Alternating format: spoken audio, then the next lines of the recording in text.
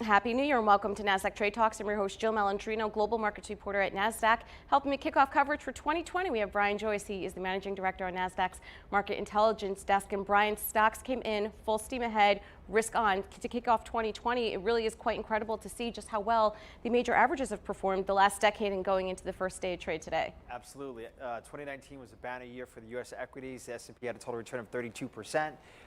The Russell 2000 small cap, the S&P mid cap, even the Dow Jones, all up around 25, 26 on a total return basis. So a truly phenomenal year. And underneath the hood, the S&P 500 technology sector up 50% total return, its best year in 10 years. On the opposite end of the spectrum, energy was really the only big laggard. It returned about 12%, which is in and of itself on an absolute basis very good, but relative to the rest of the pack, if you strip out tech and you strip out energy, the top and the bottom, the remaining 9 gig sectors had a total return on average of about 28%. So it's really I'll take that. good breath all around. All right, let's pull up our chart. Speaking of total breadth of the market, this is a Russell 3000 going back a couple of years. The obvious question everyone's asking to kick off the new year is it time to take a bit of a pause here? What are the technicals indicating? Yeah, so what I like about this, so this is the Russell 3000. It encompasses about 98% of all U.S. listings. And so it's a really good barometer of what the entire market is doing. And as you can see, the breadth, which is the lower panel here, the percentage of members making 52-week highs reached 11% in the last couple of weeks of December. And that's the highest it's been in about 18 months. So the index returned 31% total return last year in 2019, and the breadth was really good throughout. The breadth was expanding throughout. It's 11% is still well below the highs we saw in 2017 and even in early 2018. So that number could certainly get a lot higher. But it's good to see broad participation and not just say a market rally driven by a few of the big heavyweight names. All right, let's move on to China. This is our next chart here. Some good news helping to boost stocks this morning that China is going to look to add another QE program, if you will, injecting some more cash into that system to spur some more lending. Yeah, absolutely. So just to take a step back, the U.S. markets did very well. They outperformed the global markets, but many individual companies, their main exchanges did extremely well. Russia was up 40%, Brazil up 34%, Italy, Ireland up 32, 34%, Colombia, Switzerland, Turkey, all of these countries, their main indices were up more than 30% total return in 2019. China was up about 25%, still a very good number.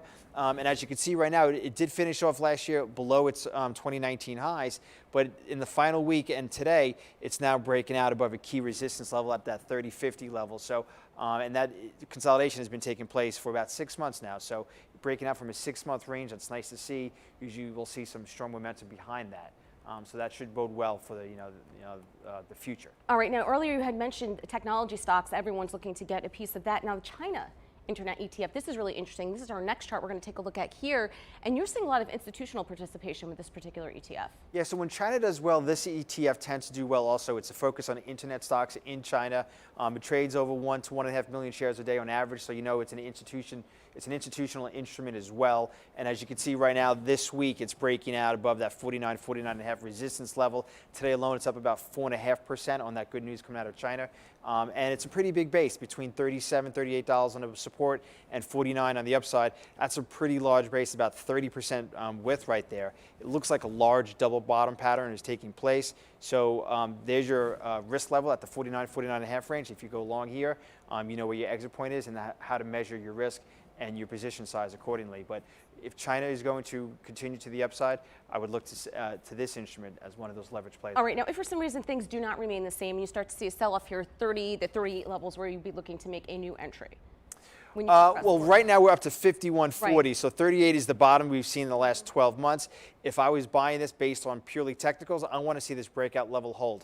It would not surprise me if we've seen a pullback in the near to intermediate term that would retest the 49, 49.5 breakout level. And so I would adjust or set my risk or stop exit around there, maybe 1 to 2% below that level. Based on the volatility, this probably is a lot more volatile than your typical instrument, so maybe you want to have a little bit of a looser risk level, which means then you want to just adjust that position size a little bit lower. If it gets back all the way down towards that 38 level, hopefully you've long been you'll have long exited the position. And might be looking to get back in if you can get down to 38. Well, thank you so much for kicking off coverage with us for 2020.